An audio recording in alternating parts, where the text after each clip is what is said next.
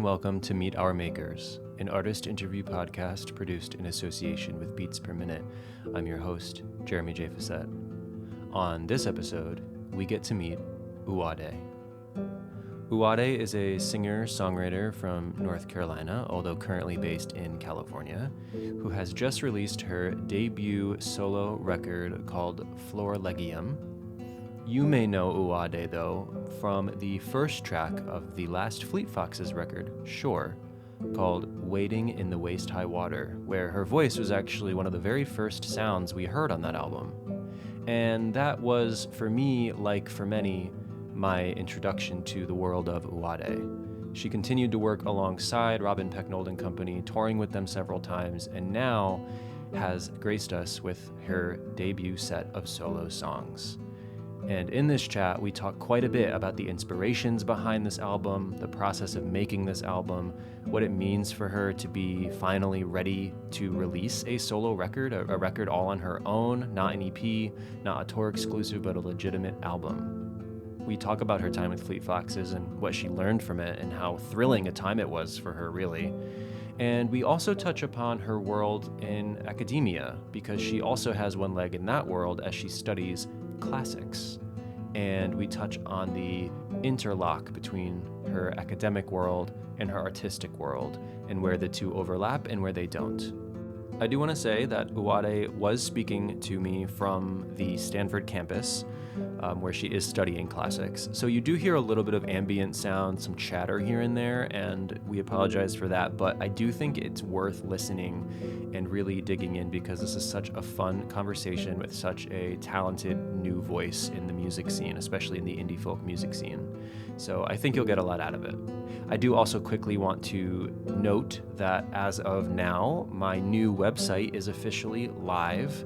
So you can find out more about the show, and you can find a catalog of all of our episodes at meetourmakerspod.com. So check that out. All right. Thank you for listening. This is me meeting Uwade.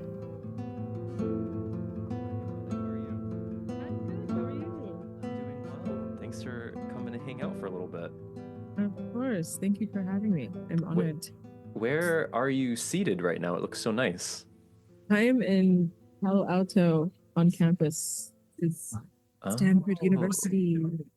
Nice. Here we are. Yeah. Nice. Yes. It was raining just before this. So it looks beautiful now. I know.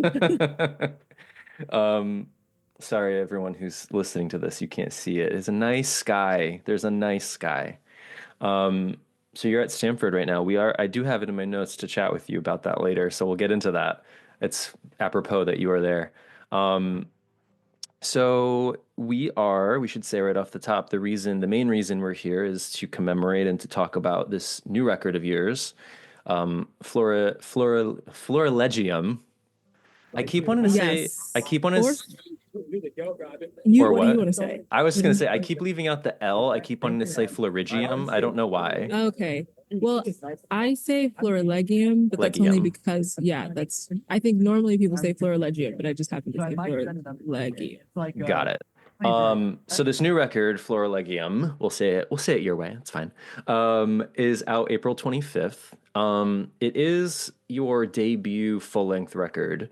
So how are you feeling as you gear up for this sort of big milestone? I'm feeling very excited, kind of nervous, but it feels like it's been a long time coming. So I'm really ready to have a more substantial work out in public. So yeah. And I mean, we'll get more into that too, but you kind of offhandedly mentioned there, it does feel like it's been a long time coming, because music listeners, myself included, have sort of been aware of you for quite a while by this point. And so when I got the news that this was your debut, I was like, wait, really? It is? And it actually is. It's your first full-length record. I know you had a tour EP and some singles, but this is your first legitimate full album. Do you feel like a pressure, or is that sort of like not part of the equation? Not really. I mean, I think I've luckily I work with like really kind and generous people who don't pressure me to do anything. But also I keep doing things that sort of don't make sense for someone who wants a huge music career, like going back to school several times and like not, moving to New York and pursuing things there. So I think I've made sure that there's no undue pressure on me, but I also work with people who wouldn't pressure me anyway. So it's been good. Yeah, that's good. I know. I think about that often with especially musicians who are kind of at the beginning phase of their career, kind of how you balance that transition or that lapse into or out of the musician life. And yeah, things like going back to school. I know you're currently working on a PhD. Like these things don't necessarily seem conducive, but at the same time, I mean, is having quote unquote a big music career, is that even something you consider, or do you just kind of enjoy the creation of this? I think I really enjoy the creation. And I also think it's always nice to have a reminder of like, I don't want to say music isn't the real world because Right. academia also isn't the real world. So like I'm just in a bunch of fake worlds all the time. But it feels like it's nice to remember when things get a bit intense with music or like stressful. I feel like I'm not at a place I want to be, or I should be doing this or this. To remember that there are all these other things that kind of help with creation, and that creativity is at the core of it, Yeah. not having a big career necessarily. Yeah, and I've noticed in doing this podcast for a few years now that I've had more than a couple guests on here who, whose music maybe is well established. They've had a few albums. I've been a fan for a while, and they also are teachers or professors or going back to school. Like I had Night Jewel on. I know she's a professor at Berkeley. So it's not that uncommon, I guess, that the two worlds merge a little bit. Um, but here you are with this crop of songs coming out very, very soon. So let's get into this record. So I do want to start with that title, mostly because, well, for one, because I have trouble saying it, but also because I'm an English teacher in my daily life. So the fact that you have a Latin word as your title is fun for me. So can you tell us a little bit about this title and kind of what drew you to this as the right name for these songs? Yeah, I think it came to me in a dream. I'm gonna maintain that because I don't actually know where I heard the term. I think I had this like notes app, this note that had a bunch of names and titles on it that I really liked, and this was one of them. And so when it came time to think of a title for the record, I stumbled upon it again and I was like, oh, yeah, this is perfect. Because I think, again, part of taking the pressure off for me was trying not to like force myself into a super coherent narrative or clear idea of this is exactly who I am and this is exactly what I'm going to be doing from now on. Right. And I think the title to me as just like this idea of a bouquet of flowers, a gathering of flowers, a collection of songs that are meaningful, felt like a good way to start and to represent myself without feeling an undue need to like define so clearly. Right. And so what does the word mean if you translate it? It means like a collection of Okay. flowers. Okay. Yeah. So it's kind of interesting way to think of the record too, because it's like that you're sort of presenting us with this sort of like each song being its own sort of like flower in this arrangement. But it also, as you kind of allude to, it doesn't feel like a concept album, which sounds like maybe you were kind of trying to maybe stay away from like being too beholden to that kind of thing. Yeah, just because I mean the way it came together, I didn't have a concept. So I felt like as it was, as I was recording songs, as I had the opportunity to, it was just like, oh, I get to try these three songs, or I get to try these four songs.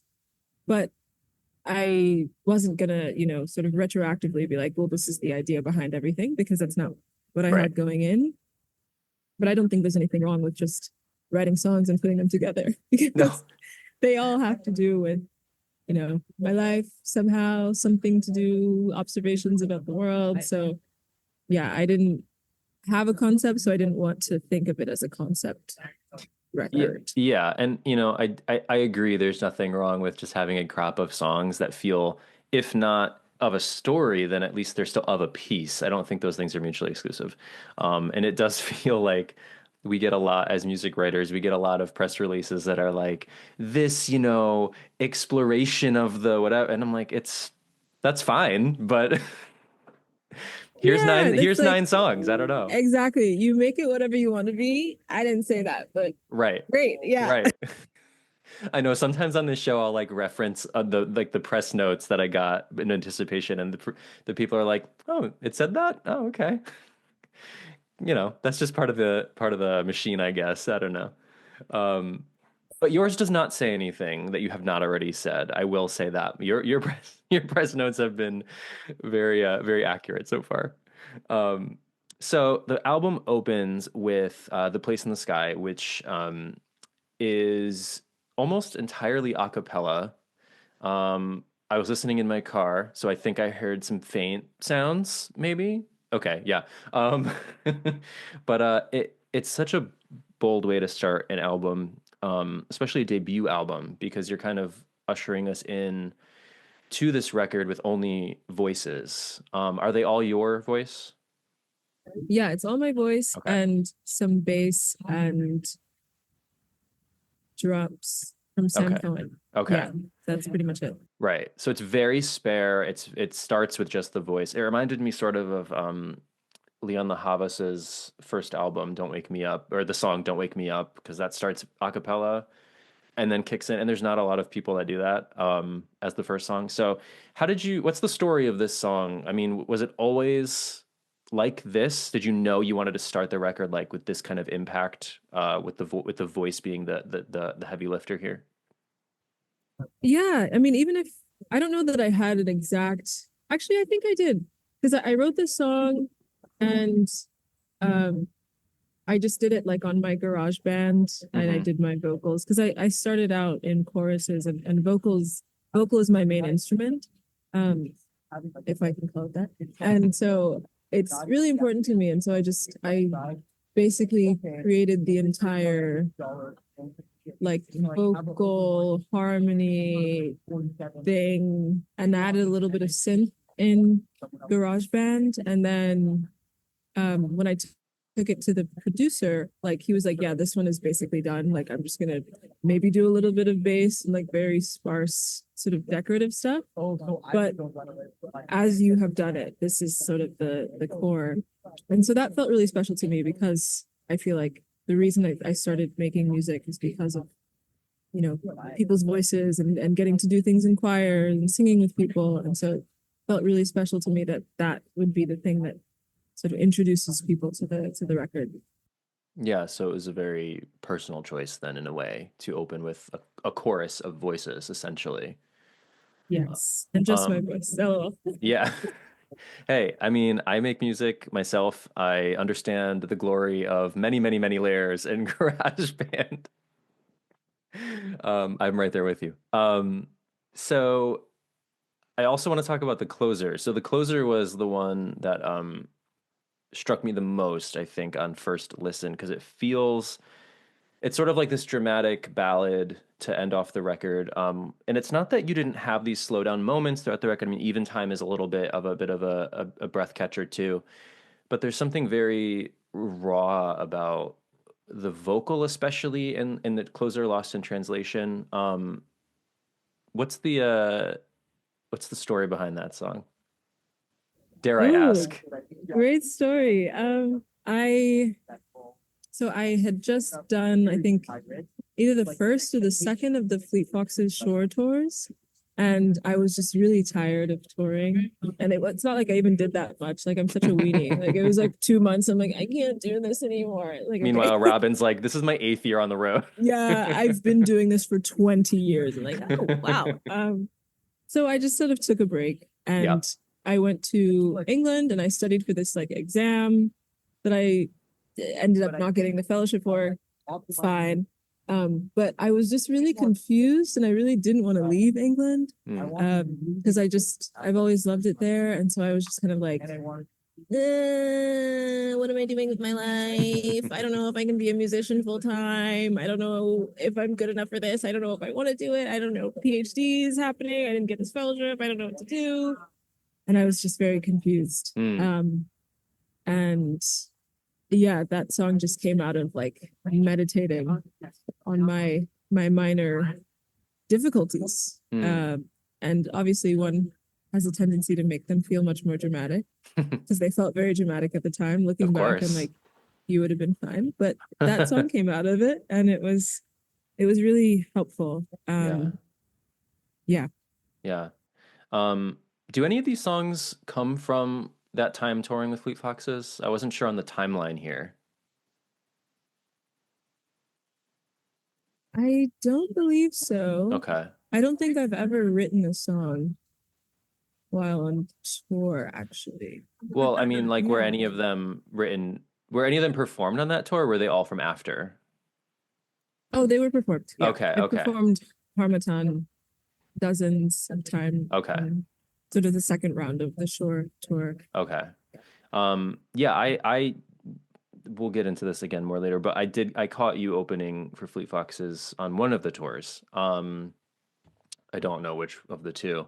But I was trying to remember as I was listening, I was like, did I hear any of these? Because this was like a few years ago now. And I couldn't remember. So I might have heard Harmattan. Yeah, maybe. They're also so different now because usually it's just me and a guitar. It was, like, yeah. Yeah, you just add all the things and it's like, what is this song? I don't know if I know it. Yeah. Harmattan is particularly quite intricate. What does that word mean? So me and the words that are I know, and I really should probably know. I should probably know more of this.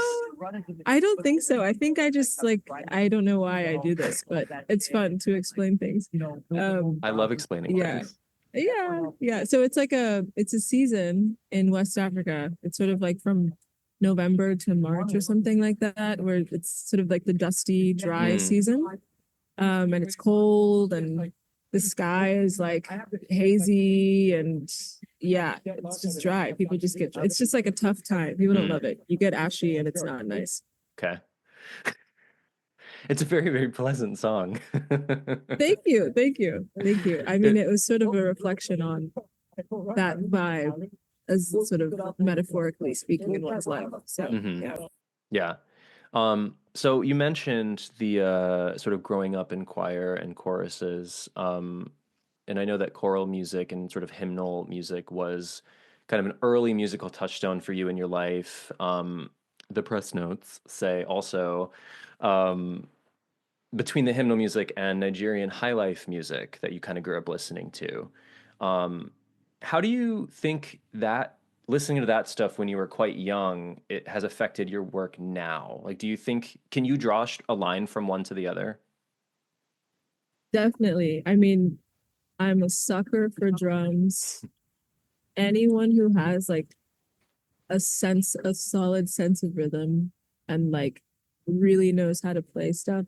Like I become like a dog with a squirrel. Like I hear someone playing drums well and I'm like, oh, stop everything. I need to listen. And then so I think I try to like incorporate interesting rhythms when I can. And then choral stuff. Yeah, I just again harmonies. I love them. I love different types of them. I love ones that sound strange. I love satisfying harmonies. I sometimes over harmonize, but I definitely feel like those two things are like the things I get most excited about in writing and thinking about music. Yeah. So can you speak at all then? I know this, we've already mentioned this is not exactly like a concept or story record, but can you speak to any of the sort of general like lyrical driving forces that were kind of pushing you as you wrote this record, like kind of what we might find in the DNA of this record?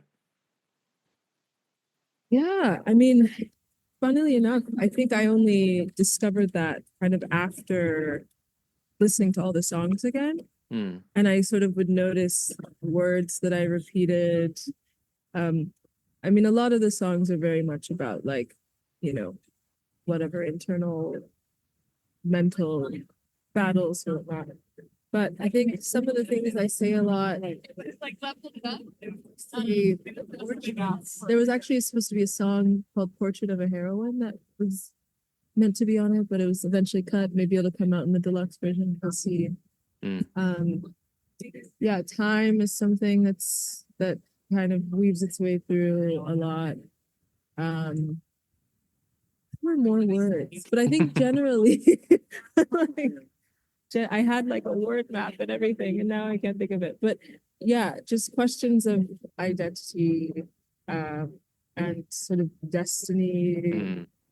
were things that I was like wrestling with, and so I think they come in and out in the songs in different ways. So. Mm.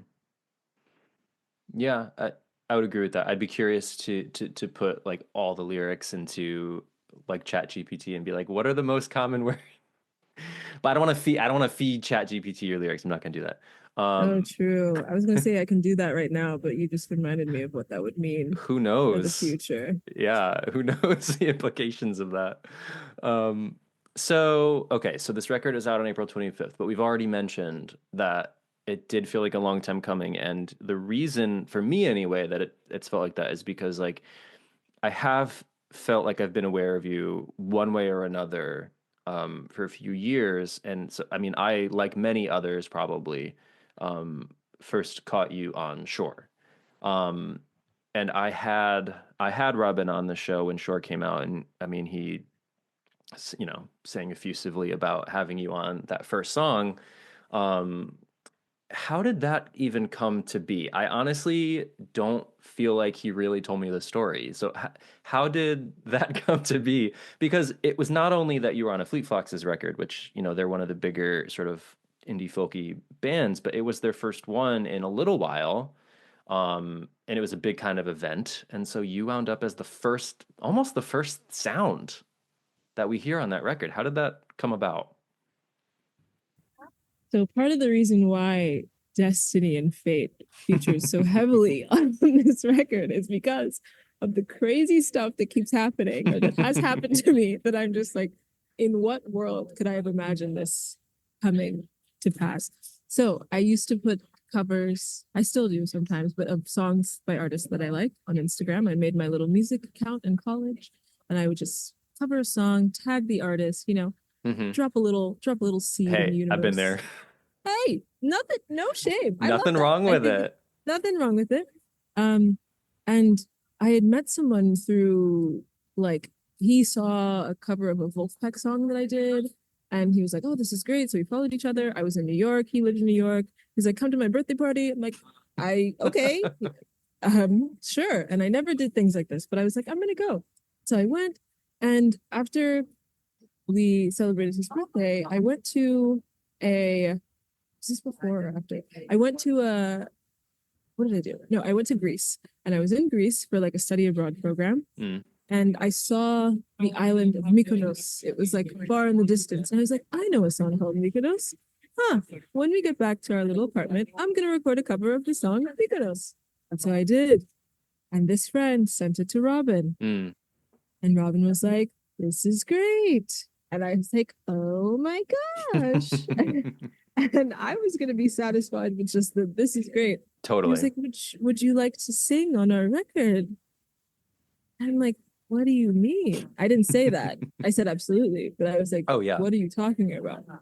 And he's like, yeah, well, I'll be in New York this time. When will you be here?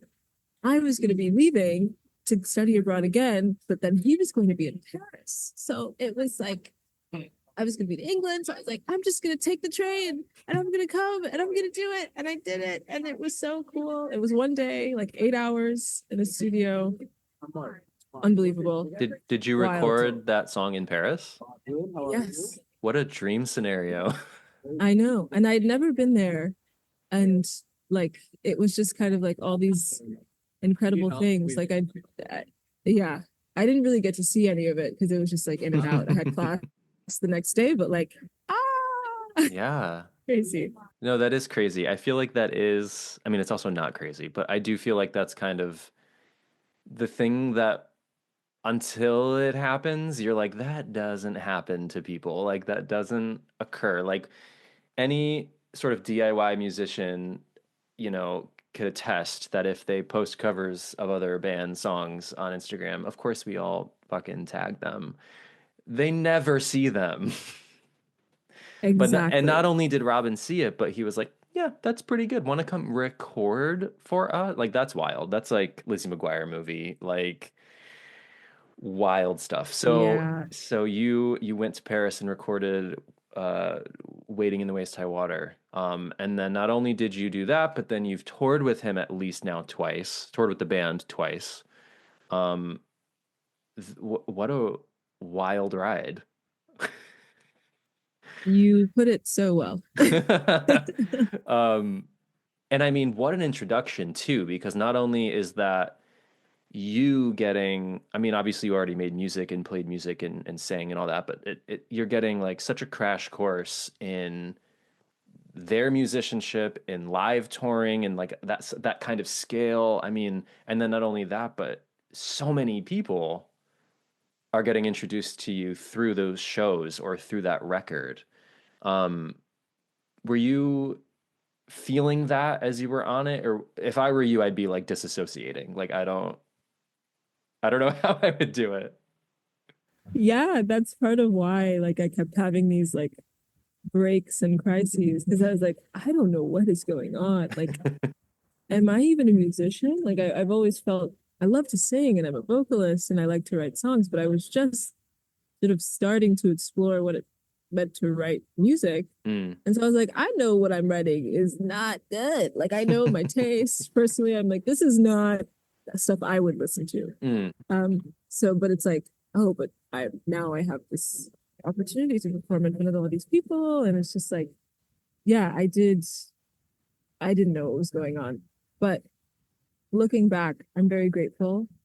Um, obviously, because I learned a lot. Mm. But also at the time, it's just one of those things that you just have to do without necessarily thinking about it because you can't think about the implications until it's over, you know?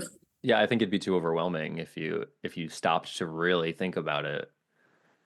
I mean, Yeah, you went from like writing songs on your own and posting some covers on Instagram and studying to opening for like one of the biggest bands of the past 20 years. It's it's exactly. pretty amazing. And then opening for them and then going back to my childhood home where all my friends have left my town and I'm just like, it's me and my dog looking at each other. My Yeah. mom's at work. I'm like, what am I doing? That re-entry, you're like, whoa, okay.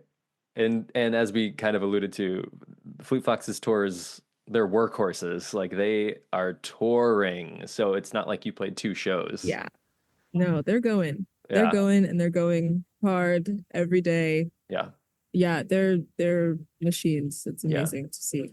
And now, I mean, you're sort of immortalized with that on the live album that they released, so that's fun. Yeah, that was so sweet. I was so honored. Yeah. So honored. Yeah, his version on that live album of The Kiss is like ridiculous. Like I hadn't heard him do it because he didn't play it when I saw them, but it's ridiculous. Just sidebar. No, I completely agree. I mean, I've learned of so much Yeah. amazing music because of him and because of the band. So like every time I look back, I'm like, oh my gosh, I would know Yeah. nothing about this artist or about this sort of way of playing if not for that Yeah. experience. It's so cool. No, they're like encyclopedias.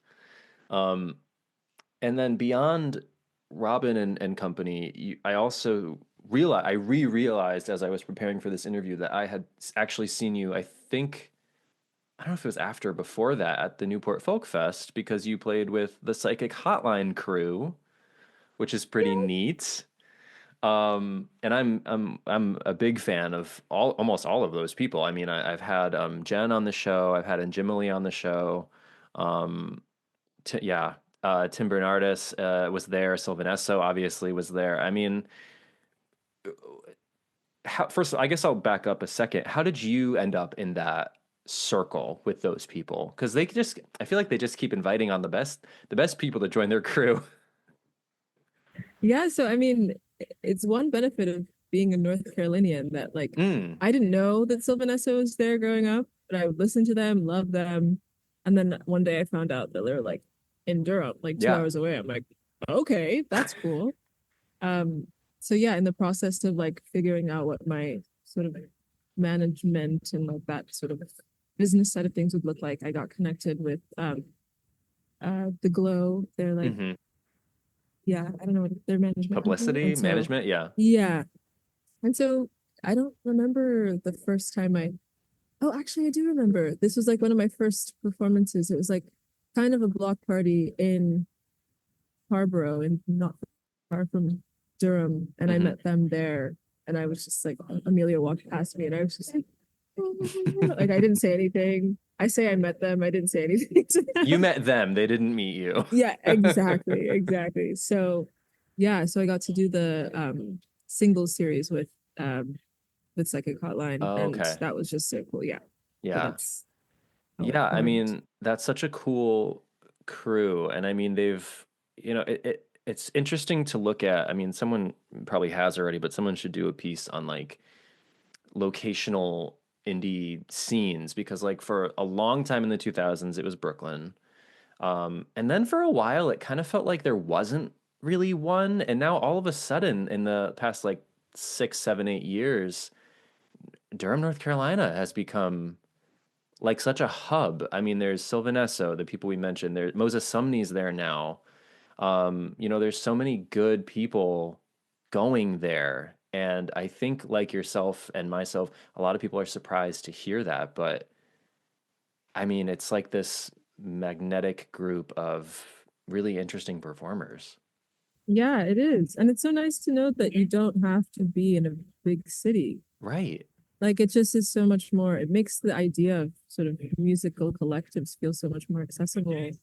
Um, because it's like, oh, what's in Durham? But then you go and you're like, oh, I get it. Like this Okay. makes perfect sense. Yeah. Yeah. So I feel like there are places like that all over the country and all over the world where it's like, oh, I haven't, seen tourism ads for this place. Like, what's special about it? And like, you don't know until you A, see the art that's coming out of it and B, experience it yourself. So I think Yeah. that's really sweet.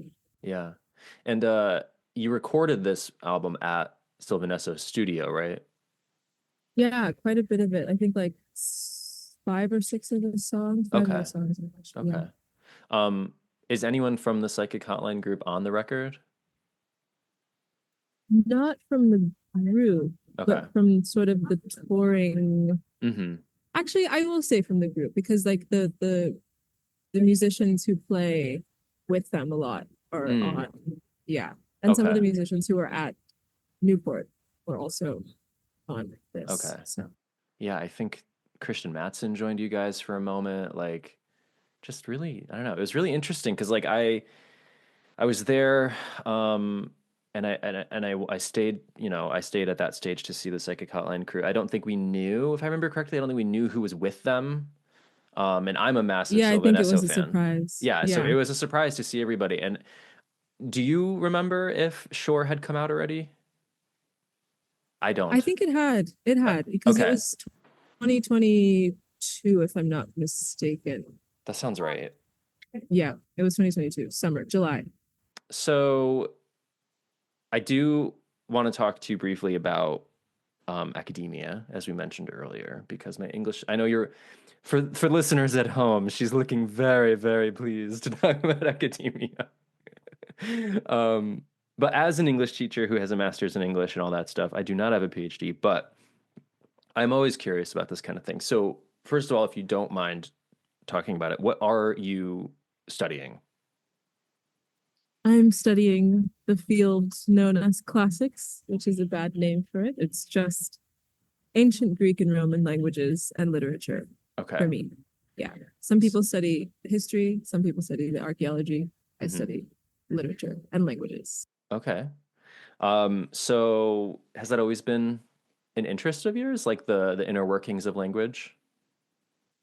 Yeah, I think so. I took Latin in high school and I was like, it's so cool. I've always been interested in like roots of things Mm, and why things are the way they are. And so to me, it felt like there was this civilization was sort of a clear ancestor of the one that I was in. So I was like, oh, Mm. why are y'all acting so whack right now? I guess I'll just go back to your your great grandparents and figure out where you got it from. Let's trace the line. Yeah, I was gonna ask if by studying these ancient texts, which I am not well versed in at all, if you notice those echoes to contemporary times. Absolutely. I Yeah. mean, even something as small, like not even to talk of the political implications, but like even such a thing as like every generation lamenting how the generations to come are terrible and everything is going to, to shit. Hmm. That's been happening for literally 3,000 years. Like people, everyone's like, the age of decline is always the age after the one in which you're I see. sort of raised. So it's Yeah. interesting to see that, and so not be so hard on Gen Alpha because the generation before me thought the same thing about me, and I'm doing all right. True. I mean, I don't know how old you are. I presume you are like me, a millennial. Um, I'm 25, okay. What I don't know where the so cutoff is. I'm 31. I don't know either. I think I'm Gen Z, like If early you, Gen yeah, Z, if you are, it's like late millennial, or right like, at the start. yeah, Yeah, yeah. because like the generational thing is wild, and it is. I'm as a teacher too. I mean, I see. I guess my students are I'm high school, so I guess my students are Gen Z, but that will be changing soon. And it's very interesting to see that and then hear from coworkers and parents and friends like, yeah, that intergenerational shit is deep. And it is it's almost reassuring to hear that it's been going on for millennia. Yeah, it is. It is because I feel like it's best to just sort of try to detach yourself from the notion that where you are or where you have been is the best because things are always changing. Like you can say Gen Z, Gen Alpha have no attention spans, but it's not our fault.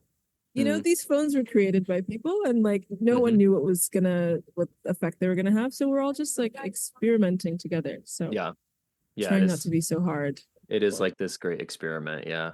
Um, do you feel like being having one foot in academia for most of, I would say most if not all of your adult life so far, has that influenced your work, or do you try to keep them separate?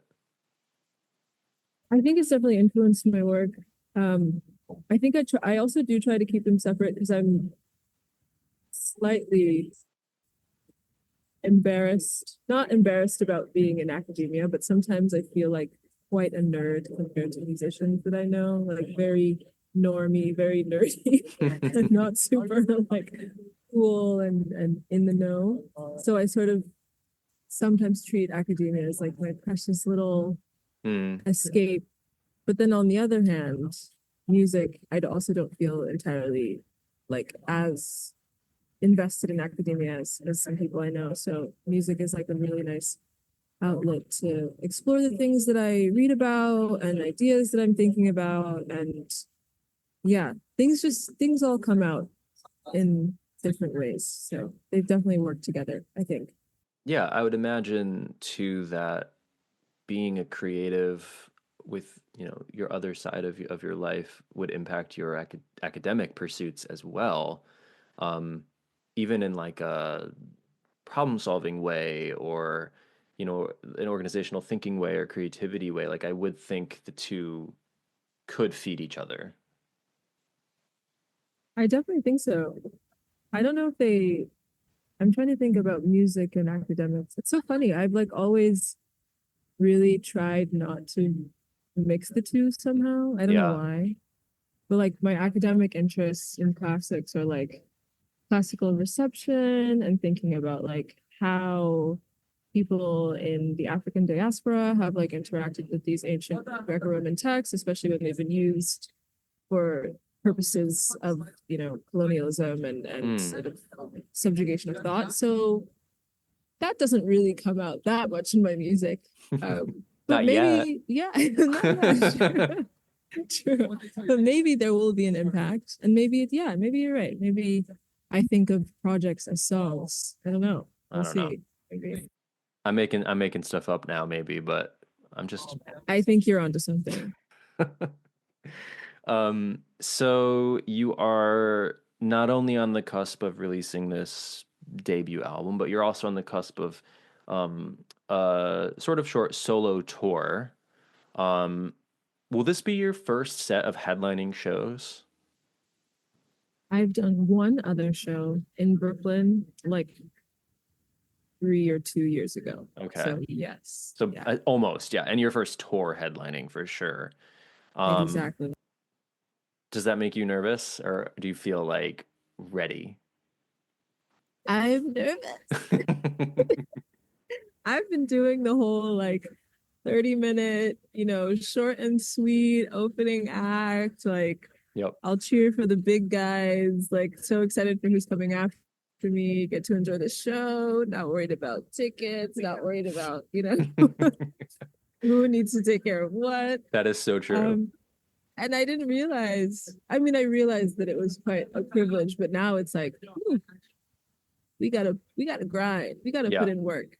Yeah. And it's a lot more work. So I have even more respect for all the artists who are headlining tours now because it's rough. Yeah.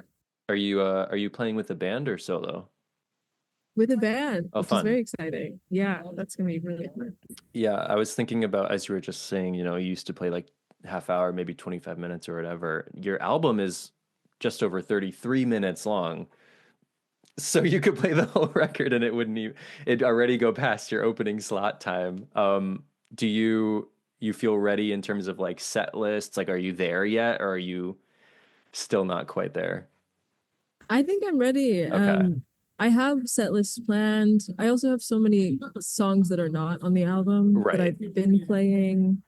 Um, so there's a lot to choose from. Always got to put a cover in there. So I'm not too worried about the album, but it's just Yeah. thinking in terms of like people are here to see me. That's a different mentality, I think. Yeah. Yeah.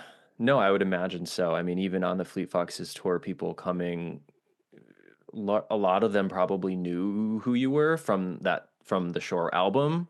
Um, but this is I would imagine a different animal entirely. Definitely. Yeah. Do maybe this is a stupid question, but do the people in your academia world, are they fully aware of your musical world? Like, is it crossover in that way for you? Yeah, I mean, yeah. My friends, my cohort, they've come to my shows. Okay. Like, unfortunately, I'm very bad at like keeping my mouth shut. So like, if someone's like, "Oh, what are you up to?" I'm not gonna lie. Right. Like, I have a meeting with my team. We have to talk about what to do. I have to post these things. So they're aware of it and they've heard my ins and outs and struggles. Professors, less so. But like I said, I still can't keep my mouth shut, so I will bring it up. I mean, I have a show tonight. I mean, if yeah, and they're like, okay, we'll get your work done. Yeah, all right. I know. I teach high school, so like I don't talk about my work because it's slightly embarrassing, but also just because like I want to remain a cipher for my students. I would never be like, "Oh, I have a show tonight." I would never tell them. But I would probably. I would. I don't know. It's kind of one of those things where like I forget who said this to me, but someone once was like, "You could be Bob Dylan and they would still think it's hilarious. Like it doesn't matter. Like they're gonna think it's funny no matter what." Yeah, but they'll think it's funny like among themselves, and then they're all gonna like listen to your music. That so, whoa, this is actually good. That's possible. I don't know. Remains to be seen. Anyway, so let's repeat. Your new album, your debut album, Florilegium, is out April 25th, which is just over a month away. We have a few shows coming up. I hope people go check them out. Thank you, Uwade, for talking with me today. Thank you so much for having me. It's been a pleasure.